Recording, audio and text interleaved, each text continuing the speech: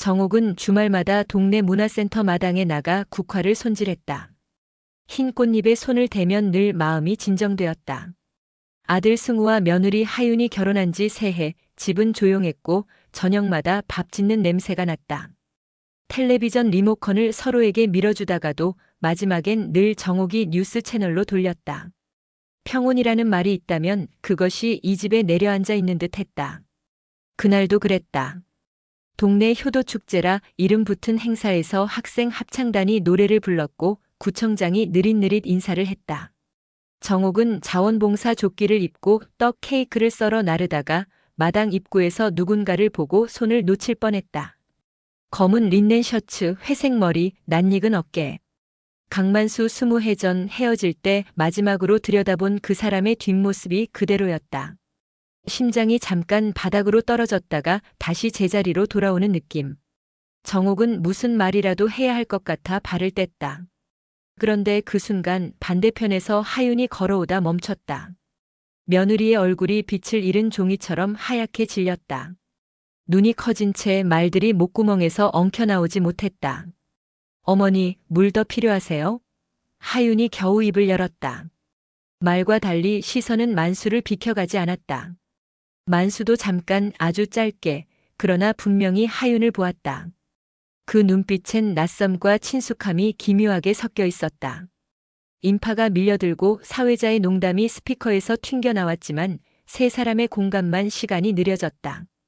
행사가 끝나갈 무렵 만수는 아무 일도 없었다는 듯 고개를 숙여 인사하고 돌아섰다. 정옥이 뒤를 쫓으려는 찰나 하윤이 소매를 잡았다.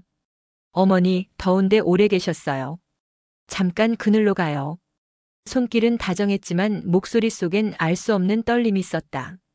집으로 돌아오는 길 정옥은 운전석 옆에서 조용히 창밖을 보았다. 버스 정류장을 스쳐가는 사람들, 편의점 네온사인, 신호 대기 중인 자동차들. 모두 일상처럼 움직이는데 자기만 도로 위에 멈춰 서 있는 기분이었다. 하윤아. 네, 어머니. 아까 그 사람 본 적 있니? 하윤이 약간의 호흡을 두고 미소를 지었다. 누구 말씀이세요? 웃음은 얇았다. 말과 말 사이의 틈에 차가운 바람이 지나갔다. 정옥은 더 묻지 않았다. 대신 밤에 혼자 찬장을 열어 오래된 앨범을 꺼냈다. 흑백과 컬러가 뒤섞인 사진 속 젊은 날의 자신이 낯설었다. 그리고 강만수의 얼굴은 오래된 잉크처럼 여전히 진했다. 살아있구나. 잘 지냈니? 아니, 그게 무슨 상관이람. 잠이 오지 않았다. 거실 소파에 앉아 시계를 보다가 현관문 열리는 소리에 몸을 굽혔다. 퇴근이 늦어진 승우였다. 엄마, 왜 아직도 안 주무셔? 그냥 축제 뒤처리하다 늦었지. 하윤이 피곤하대. 먼저 잔다네. 정옥은 고개를 끄덕였다. 며느리가 침실 문을 닫는 소리가 유난히 크게 들렸다. 닫힌 문은 언제나 생각을 불러왔다. 문 안에 무엇이 있는지, 문 밖에서 상상해야 하는 자들의 오래된 습관. 샤워를 마친 뒤 물을 마시며 정옥은 스스로에게 말해보았다. 별일 아니다. 우연이다. 지나가라. 그러나 말은 밤처럼 잘 지나가지 않았다. 새벽 4시 휴대전화의 메모 앱을 열고 한 줄을 썼다. 금지된 시선은 늘 가장 먼저 굳어진다.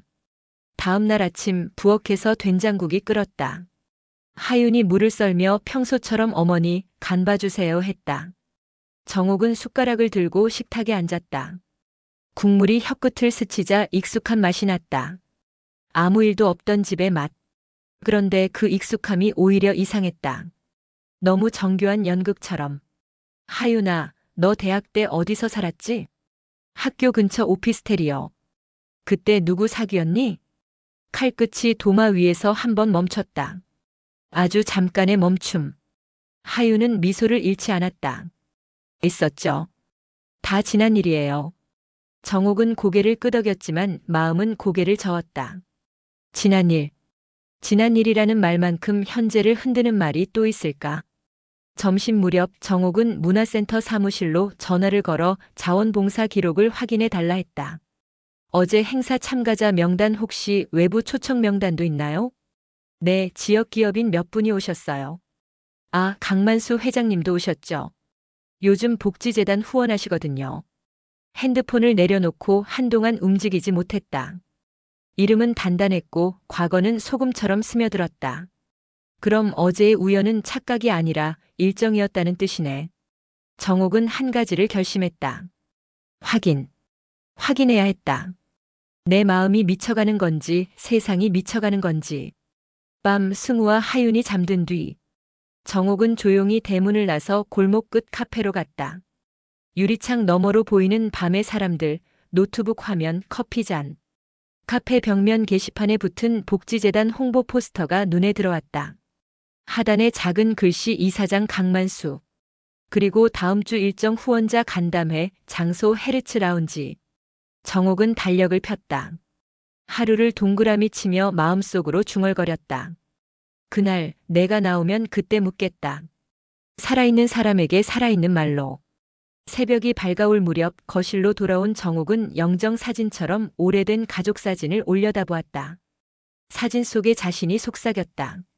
내가 진짜로 두려운 건 과거가 아니라 현재야. 그녀는 고개를 끄덕였다. 과거는 이미 지나갔다. 그런데 왜 지금 하윤의 눈 속에서 그 과거가 다시 숨을 쉬는가? 평화는 균열에서 시작한다. 그리고 균열은 아주 작은 눈짓 하나에서 열린다.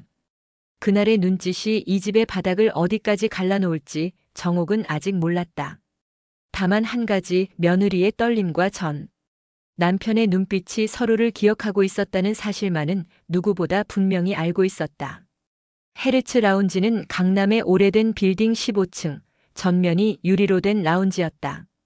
비가 오락가락하던 오후 정옥은 평소보다 차갑게 다림질된 블라우스를 입고 엘리베이터에 올랐다. 버튼이 올라갈수록 심장도 함께 올라갔다.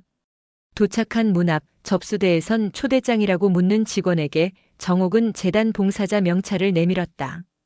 오랜 세월 쌓인 태도가 길을 열었다.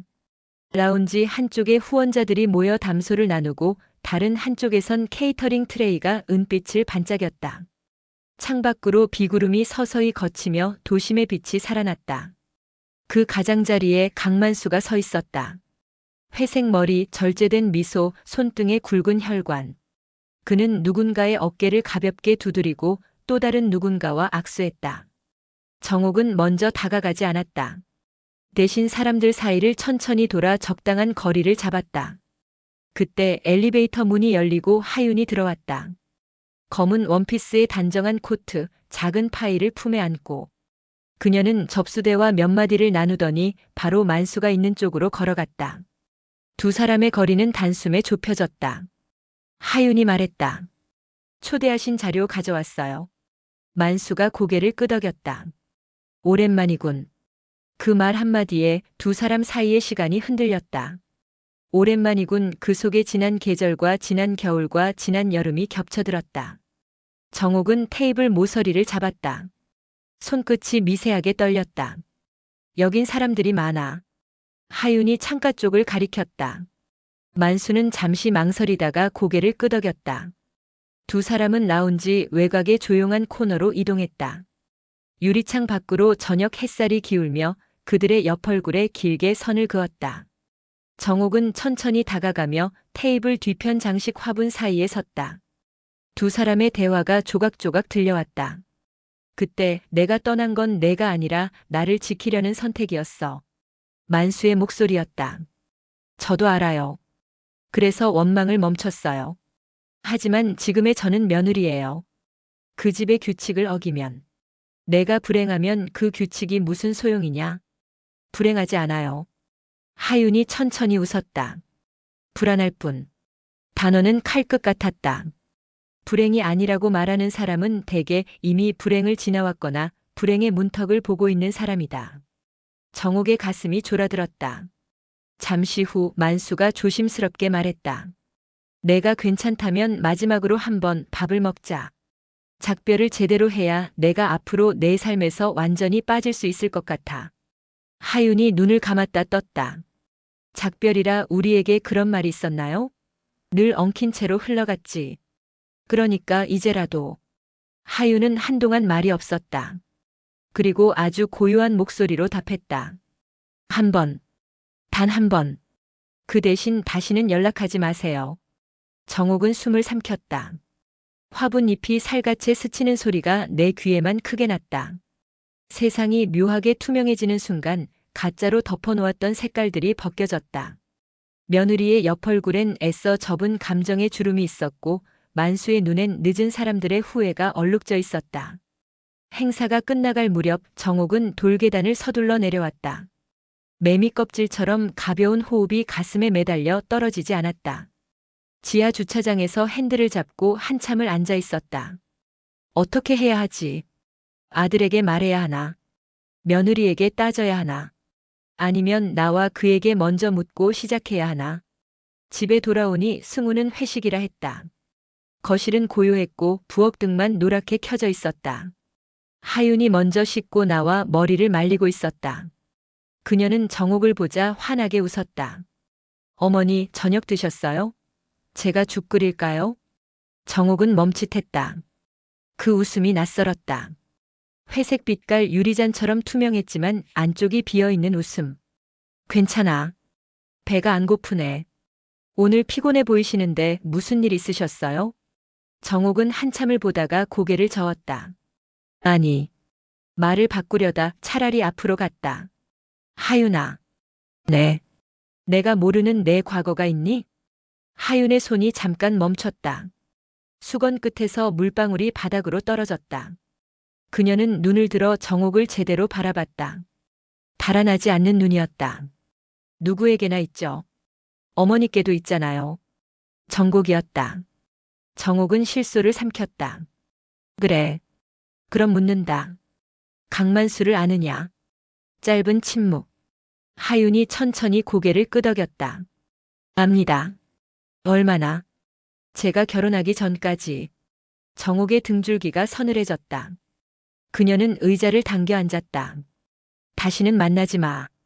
하윤의 표정이 일그러졌다. 어머니, 그건 다시는 만나지 마.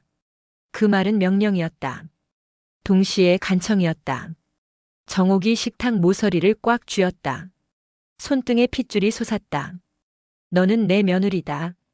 그리고 그는 내 전 남편이다. 말이 공중에서 갈라져 바닥에 떨어졌다. 소리가 났다. 탁. 하윤은 눈을 감았다가 떴다. 알겠습니다. 그날 밤 정옥은 오래된 서랍에서 봉투 하나를 꺼냈다. 복지재단 기부 영수증들 사이에 끼워둔 편지 한 장. 20해 전 강만수가 남긴 마지막 쪽지. 미안하다. 너를 지키는 방법이라고 믿었다. 창문 밖으로 비가 다시 내렸다.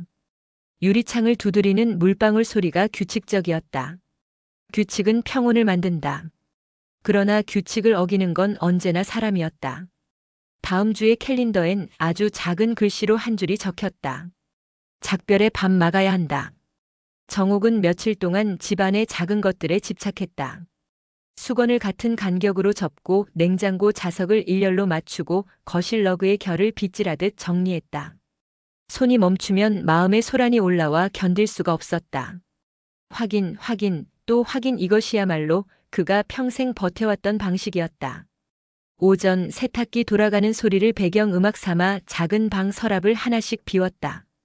통장을 묶어둔 고무줄 사이에서 얇은 USB가 툭 떨어졌다. 결혼식 영상원본이라고 매직으로 적혀 있었다. 하윤이 자료 정리하다 넣어둔 것 같았다. 정옥은 망설이다가 노트북을 켰다. 화면 속 예식장은 밝았고 음악은 경쾌했다. 두 사람이 서로의 반지를 끼워주고 양가 부모가 인사를 했다. 그녀 자신도 웃고 있었다. 그런데 축하 인파 뒤쪽 현수막 아래 회색 수트를 입은 한 남자가 잠깐 카메라에 잡혔다가 사라졌다. 확대하자 얼굴선이 또렷해졌다. 강만수. 정옥은 숨이 멎는 것 같았다. 왜 여기 있었지? 누가 초대했지? 재생발을 되돌려 다른 각도의 촬영본을 켰다.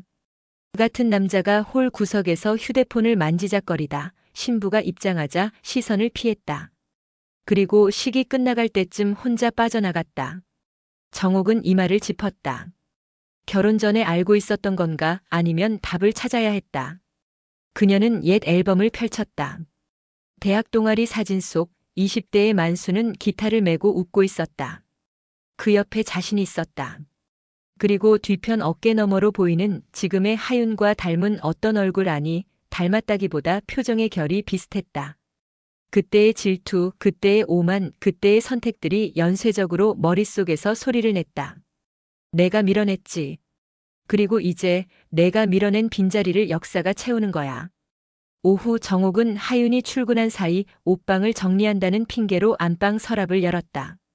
서류철 구석에 얇은 봉투가 있었다. 장학재단 자원봉사 신청서. 신청 동기란에 하윤의 글씨가 정갈하게 적혀 있었다. 지나간 인연을 정리하는데 가장 필요한 건 작별의 기술이라고 배웠습니다. 저는 치유의 기술을 배우고 싶습니다. 문득 휴대전화가 울렸다. 낯선 번호였다. 안녕하세요. 헤르츠 라운지입니다. 지난번 간담회 자료 돌려드리려고요. 강 이사장님께서. 제가 받으러 가겠습니다. 스스로도 놀랄 만큼 차분한 목소리가 자기 입에서 나왔다. 간담회 정옥의 가슴이 다시 쿵 내려앉았다. 라운지에서 봉투를 받아들고 돌아오는 길 하늘이 유리조각을 뿌린 듯 파랬다. 봉투엔 감사장과 사진 몇 장이 들어있었다. 명단에는 후원자들 이름 그리고 대외협력 자문 정하윤이라는 활자가 선명했다. 자문? 언제부터? 집에 돌아와 마당 화분에 물을 주면서 정옥은 거칠게 숨을 몰아쉬었다. 하윤아, 넌 왜 나에게 묻지 않았니? 그녀는 물조리개를 내려놓고 핸드폰을 들었다. 번호를 누르려다 멈췄다. 아들에게 먼저 말할까? 아니면 그녀의 손가락은 천천히 다른 이름을 찾았다. 강만수. 저장되지 않은 번호였다. 오래전의 습관이 손끝을 이끌었다. 만나서 묻겠다. 내가 이 집 문턱을 다시 넘은 이유를. 저녁 승우는 야근했다. 하윤은 늦게 들어왔고 피곤하다며 바로 샤워를 했다. 정옥은 식탁에 앉아 기다렸다. 문이 열리고 하윤이 나왔다. 어머님, 저 오늘 재단 사무국에서. 그녀가 스스로 입을 막았다. 정옥의 표정이 괴로워 보였던 탓이다. 언제부터 그 일을 했니? 2달 전. 왜 말하지 않았니? 말하면 반대하실까봐. 왜 반대할 거라고 생각했니? 하윤은 대답하지 못했다. 대신 시선을 거두었다. 그때 거실 조명이 살짝 깜빡였다. 전구를 갈아야 한다는 생각이 스쳤지만 정옥은 그마저도 귀찮았다. 그녀는 낮게 말했다. 작별의 기술은 과거와 현재의 경계선을 긋는 데서 시작해. 넌 선을 그었니? 아니면 흐려놨니? 하윤은 입술을 깨물었다. 저 어머니. 저도 모른 척하고 싶었어요. 근데 어떤 인연은 모른 척할수록 더 크게 소리를 내요. 정옥은 자리에서 일어났다. 그럼 들어. 다음엔 내가 묻겠다. 작별이 사랑의 변형인지 욕심의 변형인지. 그녀는 방으로 들어가 문을 닫았다. 레일 위 문이 철컥 소리를 내며 정지했다. 그 소리가 그녀의 심장에도 똑같이 찍혀 남았다. 작별의 밥은 강변의 작은 한식당에서 이루어졌다. 어둑한 조명, 창밖으로 흐르는 강물, 정갈한 반찬들. 하윤은 검은 코트를 벗고 자리에 앉았다. 이 자리는 마지막이에요. 만수가 고개를 끄덕였다. 약속할게. 그는 숟가락을 들었다 놓고 잠시 말문을 닫았다가 어렵게 꺼냈다. 내가 결혼한다는 소식을 들었을 때 축하하려고 갔다. 그날 식장 구석에서 너를 보다가 내 시어머니 얼굴을 보고 깨달았지. 오래전 내 인생의 가장 무거운 이름. 하윤의 눈동자가 흔들렸다. 그때 아셨어요? 그래서 도망쳤다. 만수는 웃었다. 늘 그랬지. 어려운 순간마다. 저도 도망쳤어요. 하윤은 물컵을 만졌다. 처음 당신을 만났을 때 당신은 강준이었어요. 이름도 회사도 가족도 안 궁금하냐고 물었죠. 제가 좋아하는 건 당신의 말투와 눈빛이라고 그랬죠. 그러니까 저는 알지 못한 채 이미 금기를 밟고 있었던 거예요. 둘 사이에 침묵이 흘렀다. 숟가락이 그릇에 닿는 소리가 작게 부딪혔다. 하윤은 깊게 숨을 들이켰다. 시어머니는 알고 계세요. 만수가 굳었다. 내가 말했니? 아니요. 어머니가 먼저 눈치채셨어요. 승우는? 아직. 만수는 고개를 떨구었다. 그 애는 내게 가장 미안한 사람이지. 아버지로서도 남자로서도. 하윤의 표정이 일그러졌다. 지금이라도 말해야겠죠. 그런데 어머니의 눈이 무너지는 걸 보고 제 입도 같이 굳었어요. 그녀는 자조적으로 웃었다. 저는 늘 옳은 말과 좋은 사람 사이에서 망설여왔거든요. 그때 식당 입구에서 종소리와 함께 사람이 들어왔다. 정옥이었다. 그녀는 어느새 자리 앞에 서 있었다. 앉아도 되겠니? 하윤이 얼어붙었다. 만수는 천천히 일어섰다. 정옥. 여전히 내가 먼저 내 이름을 부르는구나. 정옥이 마주 앉았다. 좋아. 그럼 나도 먼저 말할게. 난 며느리를 지킬 거야. 하윤이 놀라 고개를 들었다. 만수의 눈빛이 흔들렸다. 정옥은 잔에 물을 따랐다. 하윤아, 나도 내 과거를 묻지 않겠다. 다만 현재를 정하자. 지금 이 순간도 과거가 되겠지만 다음 순간을 살 사람은 우리니까. 만수는 손을 모았다. 정옥, 나도 그게 맞다고 생각해. 그래서 오늘 고백 하나 하러 왔다. 예전에 나는 널 지킨다며 널 떠났다. 사실은 나 자신을 지킨 거였지. 그리고 지금은 내 며느리를 지킨다며 또 떠나야 하겠지. 정옥은 입술을 굳게 다물었다. 떠나라. 만수는 짧게 웃었다. 명령이 아니라 부탁으로 들을게. 그러나 세상은 늘 한 박자 늦게 어두워졌다. 식당 구석에서 휴대폰 셔터 소리가 났다. 누군가 몰래 찍고 있었다. 정옥이 몸을 돌리는 사이 그림자가 문 밖으로 사라졌다. 소문은 발이 빠르다. 집으로 돌아오자마자 승우가 전화했다. 엄마, 그 기사 뭐야? 무슨 기사니? 재단 이사장과 미인 데이트 포착. 사진에 하윤이랑 아버지. 그의 목소리가 갈라졌다. 엄마, 이게 뭐야? 정옥은 소파 등받이를 꽉 쥐었다. 등 뒤에 나무가 삐걱거렸다. 집으로 들어와. 오늘 밤 다 말하자. 1시간 뒤 거실에 셋이 마주 앉았다. 승우의 눈두덩은 벌겋게 부어 있었다. 말해봐. 하윤은 떨리는 손을 붙잡았다. 결혼 전 알게 되었어요. 우리가 과거의 연인이었다는 걸. 그래서 끝냈어요. 결혼 뒤엔 연락하지 않았어요. 오늘은 마지막으로 작별하려고.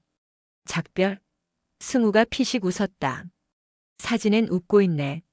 작별이 그렇게 웃음을 주니? 하윤의 눈가에 눈물이 맺혔다.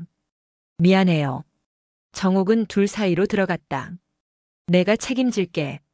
엄마가 왜? 승우가 소리쳤다. 왜 늘 엄마가 판결해? 내 아내야. 내 결혼이야. 정옥은 말을 잃었다. 오래된 시간들이 입안에서 쓴맛을 냈다. 너의 결혼, 너의 아내 그 말이 왜 이토록 낯설지. 그녀는 조용히 입을 다물었다. 그 밤 각자 다른 방에서 다른 울음이 났다. 문이 많을수록 소리는 잘게 부서져 서로에게 닿지 않았다. 새벽 휴대전화 알림이 쉴 새 없이 울렸다. 익명의 게시판에 사진이 퍼졌고 지역 커뮤니티엔 재단 이사장의 불륜녀. 그 같은 자극적인 제목이 올라왔다. 회사에서는 승우에게 연락이 빗발쳤다. 임원회의 소집입니다. 대표님 대응 문구 확인해 주세요. 승우는 눈 아래 다크서클을 들이우고 거실에 앉아 있었다. 하윤은 부엌에서 물을 끓이며 말을 고르고 있었다. 정옥은 두 사람 사이에 앉아 날선 공기를 둥글게 만들려 애썼다. 그러나 안간힘은 미세한 균열 앞에서 무력했다. 해명하자. 승우가 입을 열었다. 연락한 적 없다고. 하윤은 고개를 저었다. 그건 거짓말이에요. 거짓말해야 할 때가 있다. 그럼 우린 더 망가져요. 대화는 바늘귀를 통과하는 실처럼 버거웠다. 승우는 탁자를 쾅 치고 일어섰다. 나는 아버지를 싫어해. 평생. 근데 너도. 그는 더 말을 잇지 못하고 입술을 물어뜯었다. 그 인간이랑 내가. 정옥이 조심스럽게 손을 얹었다. 승우야. 엄마는 조용히 좀 해. 날 선말이 튀었다. 즉시 후회가 뒤따랐지만 말은 이미 공기 중에 남았다. 정옥은 손을 거두었다. 10여 년 전 아이가 처음 사춘기를 겪던 밤의 표정이 겹쳐 보였다. 그때도 그녀는 손을 거두었고 아이는 혼자 방 안에서 울었다. 정오 무렵 승우의 회사 앞에서 기자들이 모였다. 그는 마지못해 카메라 앞에 섰다. 아내와의 신뢰는 변함없습니다. 과거의 일이며 현재의 부정은 없습니다. 준비한 멘트는 그럴듯했지만 눈동자 속의 붉은 핏줄은 진실을 배반했다. 저녁 시댁과 처가에서 전화가 왔다. 상냥한 안부와 함께 기름 낀 충고가 이어졌다. 요즘 세상에 뭐 그리 빡빡하게 굴어. 젊을 때 연애 좀 할 수도 있지. 혹은 근데 하필 그 사람이어야 했니? 부자 동네 사람들은 다 그렇게 얽혀 살아. 말들은 모두 옳거나 틀렸고 그래서 모두 무의미했다. 밤 또 하나의 폭탄이 떨어졌다. 사적 대화 녹취 파일이라는 제목의 음성 파일이 단톡방에서 퍼졌다. 라운지에서 누군가 몰래 녹취한 것이었다. 마지막으로 한 번 밥을 먹자. 만수의 목소리. 단 한 번. 그 대신 다시는 연락하지 마세요. 하윤의 목소리. 맥락 없이 잘린 대화는 변명보다 범죄처럼 들렸다. 승우는 노트북을 밀치고 현관으로 나갔다. 어디가? 정옥이 급히 잡자 그가 소리쳤다. 아버지한테 가. 오늘 끝내러. 정옥은 얼른 신발을 신으며 말렸다. 나도 같이 가. 하윤은 거실 가운데 서서 두 사람을 번갈아 보았다. 그녀의 얼굴은 처참하게 무너져 있었다. 제가 갈게요. 제가 끝내야 해요. 세 사람은 각자 다른 방향으로 흩어졌다. 밤거리는 어둡고 조용했지만 휴대폰 안의 세상은 소음으로 가득했다. 오랜만에 비가 아니라 말이 내리는 밤이었다. 하윤이 도착했을 때 재단 사무실은 불이 꺼져 있었다. 그러나 창문 사이로 희미한 불빛이 새어나왔다. 문을 두드리자 잠시 뒤 만수가 문을 열었다. 왔구나. 마지막이에요. 하윤은 먼저 말했다. 이제 그만합시다. 두 사람은 텅 빈 회의실에 마주 앉았다. 창밖의 도심은 유리벽에 반사되어 두 겹의 도시처럼 떨렸다. 하윤은 깊게 숨을 들이켰다. 당신을 좋아했던 건 사실이에요. 근데 그 감정은 시간이 아니라 경계를 넘는 순간 다른 이름이 되죠. 죄책감, 자기기만, 회피. 저는 그 모든 걸 당신과 나 사이에서 배웠어요. 만수가 고개를 숙였다. 미안하다. 미안하단 말로는 아무것도 바뀌지 않아요. 그래서 이건 제 선언이에요. 저는 제 삶으로 돌아가요. 그때 문이 벌컥 열렸다. 승우가 서 있었다. 얼굴은 젖어 있었고 눈빛은 타고 있었다. 둘이서 선언? 하윤이 벌떡 일어났다. 여긴 왜? 왜긴. 승우는 만수를 향해 다가갔다. 아버지. 그 호칭은 칼자루처럼 손에 잡혔다. 평생 도망만 다닌 비겁자. 그의 주먹이 허공을 가르고 탁자 모서리가 흔들렸다. 만수가 겨우 피했다.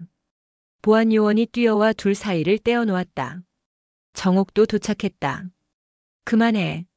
그녀의 목소리가 빈 회의실을 찢었다. 하윤과 승우가 동시에 돌아봤다. 정옥은 만수를 향해 한 발 다가섰다. 내가 떠나. 만수가 천천히 고개를 끄덕였다. 알겠다. 그리고 정옥이 덧붙였다. 다시는 이 집안에서 내 이름이 입에 오르내리지 않게 해. 그것이 내 마지막 책임이야. 만수는 고개를 숙여 인사하고 방을 나섰다. 복도 끝에서 그는 잠깐 멈췄다. 정옥. 왜? 내가 평생 지켜온 건 사실 사람이라기보다 자리였는지도 몰라. 며느리, 아들, 아내, 엄마 그 자리를 똑바로 세우는 데에 내 모든 힘을 썼지. 근데 사람은 자리가 아니라 상처로 살아. 정옥의 눈이 흔들렸다. 그 말 이제 와서 누구에게 도움이 되니? 나 자신에게. 만수는 쓸쓸하게 웃고 사라졌다. 정옥은 천천히 돌아섰다. 승우는 벽을 보며 숨을 몰아쉬고 있었고 하윤은 의자에 앉아 손을 떨고 있었다. 정옥이 하윤 옆에 앉아 손을 덮었다. 가자. 집으로 돌아오는 길 승우는 차 안에서 아무 말이 없었다. 신호가 빨간색으로 바뀔 때마다 그의 입술이 떨렸다. 집 앞에서 차가 멈추자 승우가 낮게 말했다. 나는 아빠를 용서하지 못해. 그리고 지금은 너도. 하윤은 고개를 끄덕였다. 알아요. 그 말 받아들일게요. 문이 닫혔고 계단참에 남은 발자국들이 각자의 층으로 흩어졌다. 밤 공기는 눅눅했고 창문 틈으로 들어온 바람이 커튼을 흔들었다. 집은 여전히 같은 곳이었지만 그 안의 사람들은 더 이상 같은 자리에 앉아 있지 않았다. 이틀 뒤 승우는 이혼 상담을 받았다. 법률사무소의 상담실 침대 같은 소파 위에서 그는 문장을 더듬었다. 배신감 내 법적 책임은 없다는 건 알지만 저는 제가 잃은 게 뭔지 모르겠어요. 변호사는 정중하게 상담료를 청구했다. 법은 상처의 무게를 계량하지 않는다. 하윤은 직장에 휴직계를 냈다. 회사 동료의 시선이 도려내듯 따가웠다. 그녀는 점심시간마다 공원으로 가 벤치에 앉아 있었다. 하늘은 맑았고 어린아이들이 뛰놀았다. 그녀는 무릎 위에서 손가락을 맞잡았다 풀었다. 다시 시작할 수 있을까? 어디서부터? 정옥은 병원에서 혈압약 처방을 받았다. 의사가 물었다. 최근 스트레스가 많으셨죠? 그녀는 고개만 끄덕였다. 목 안 어딘가에 큰 돌이 걸려있는 느낌이 들었다. 내가 이 집을 지키려 했던 방식이 이 집을 더 망가뜨린 건 아닐까? 저녁 세 사람은 같은 집에 살면서 서로 다른 시간에 밥을 먹었다. 식탁 위에는 뚜껑 덮인 반찬통이 줄지어 있었고 메모지에 데워 먹어라 짜니까 물 추가 같은 문장이 붙었다. 문장은 친절했고 사람은 멀었다. 그날 밤 승우가 짐을 챙겼다. 잠깐 나가 있을게. 얼마나? 몰라. 정옥은 아들의 등 뒤를 보며 입술을 깨물었다. 지금 나가면 더 어려워진다. 승우는 멈추지 않았다. 엄마, 난 엄마처럼 강하지 않아. 문이 닫히고 아들의 발소리가 복도 끝으로 작아졌다. 정옥은 현관에 서 있다가 힘없이 주저앉았다. 하윤이 달려와 부축했다. 어머니, 미안하다. 정옥이 낮게 말했다. 내가 너를 내 편으로 잡아 끌었지. 내 마음을 듣는 대신. 저도요. 하윤의 눈에 눈물이 고였다. 저도 제 말만 했어요. 그들은 한동안 서로의 손등을 감싸 쥐고 앉아 있었다. 그런 사이에도 휴대전화는 계속 울렸다. 새로운 사진 입수 커뮤니티엔 아직도 어제의 불이 남아 타고 있었다. 며칠 후 승우의 회사는 그에게 직무정지를 통보했다. 내부조사 결과가 나올 때까지. 그는 서류 봉투를 구겨 쓰레기통에 던졌다. 바람은 구겨진 종이를 다시 펴지 않았고 종이는 구겨진 채 쓰레기통 바닥에서 점점 젖어갔다. 그날 밤 정옥은 혼자 옥상으로 올라갔다. 도시 불빛이 바다처럼 일렁였다. 그녀는 젊은 날을 떠올렸다. 쌀쌀한 가을밤 기타 소리, 미래를 이야기하던 아이들. 그중 한 아이가 말했다. 사랑은 미래로 걷는 일이지 과거로 돌아가는 일이 아니에요. 그 아이의 얼굴을 떠올리려고 애썼지만 끝내 떠오르지 않았다. 문득 전화가 울렸다. 만수였다. 정옥. 왜? 사과하려고. 그만해. 그래도. 정옥은 짧게 숨을 몰아쉬었다. 나도 사과할게. 내가 떠났을 때 사실 나는 안심했어. 내가 더 단단해질 수 있을 거라 믿었거든. 그 단단함이 지금 칼이 되어 우리를 베었지. 우린 모두 늦었구나. 그래. 늦었어. 전화를 끊고 난 뒤 정옥은 계단을 천천히 내려왔다. 거실 불은 꺼져 있었고 부엌등만 노랗게 켜져 있었다. 식탁 위 메모지 한 장이 바람에 살짝 들썩였다. 어머니, 내일 아침 죽 끓여드릴게요. 하윤 글씨가 다정했다. 그 다정이 그녀의 마지막 힘줄을 붙잡았다. 이혼 서류는 생각보다 빨리 준비되었다. 양측 변호사가 문장을 다듬고 도장을 찍었다. 승우는 새로운 집으로 옮겼고 하윤은 작은 원룸으로 들어갔다. 정옥은 같은 집에 남았다. 집은 조용했지만 조용함의 종류가 바뀌었다. 이전의 평화로운 조용함이 아니라 끝난 뒤의 조용함, 연극이 막을 내린 무대에 남는 먼지 같은 조용함. 이삿날 하윤이 마지막 짐을 들고 현관을 나서려다 멈췄다. 정옥이 문틀에 기대 서 있었다. 두 사람은 오래 바라봤다. 어머니. 응. 저 미워하세요? 정옥은 오래 생각했다. 그리고 고개를 저었다. 사람을 미워하면 내가 더 작아져. 다만 내가 널 지키는 방식은 이제 달라질 거야. 내가 넘어지지 않게 손을 잡아주는 게 아니라 내가 혼자 걸을 수 있도록 등을 보태는 방식으로. 하윤의 눈가에 눈물이 번졌다. 감사해요. 그리고 부탁 하나. 네. 다음엔 누군가를 사랑할 때 자리 때문에 머뭇거리지 마. 누구의 며느리, 누구의 전 남편 같은 이름표 말고 내 이름으로 사랑해. 하윤은 고개를 끄덕였다. 노력해 볼게요. 문이 닫히고 발소리가 멀어졌다. 저녁 정옥은 혼자 부엌에 앉아 국을 데웠다. TV에선 뉴스가 흘렀다. 재단 이사장 강만수 사생활 논란 후 이사직 사임. 자막이 지나갔다. 화면 아래 시청자 문자에는 욕설과 조롱, 때때로 연민이 섞여 있었다. 밤늦게 현관 초인종이 울렸다. 문을 열자 꽃다발이 놓여 있었다. 하얀 국화와 연분홍 장미가 함께 묶여 있었다. 카드에는 짧은 문장이 있었다. 뒤엉킨 사랑은 모두를 파괴한다 그러니 다음엔 풀어가자. 하윤. 정옥은 한참 동안 그 문장을 읽었다. 그리고 천천히 미소를 지었다. 그래, 다음엔 풀자. 그녀는 꽃을 거실에 놓고 물을 갈았다. 새벽 베란다 창문을 열자 차가운 공기가 밀려들었다. 동력 하늘이 아주 조금 밝아지고 있었다. 정옥은 마음속으로 한 사람의 이름을 불렀다. 강만수. 그리고 또 한 사람 정하윤. 그녀는 두 이름을 바람 속에 밀어 넣었다. 더는 무겁지 않게, 더는 서로를 찢지 않게.